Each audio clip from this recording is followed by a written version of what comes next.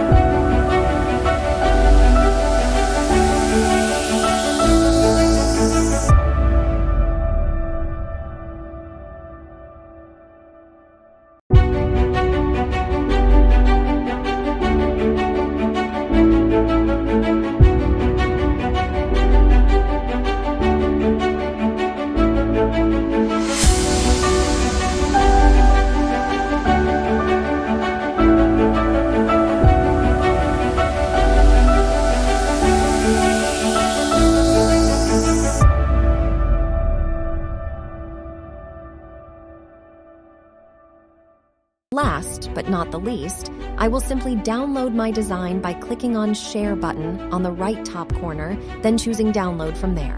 I will choose the format I want. You can either get printed after downloading it or use it digitally. I hope you enjoyed this video. Thank you for joining me today. Happy designing!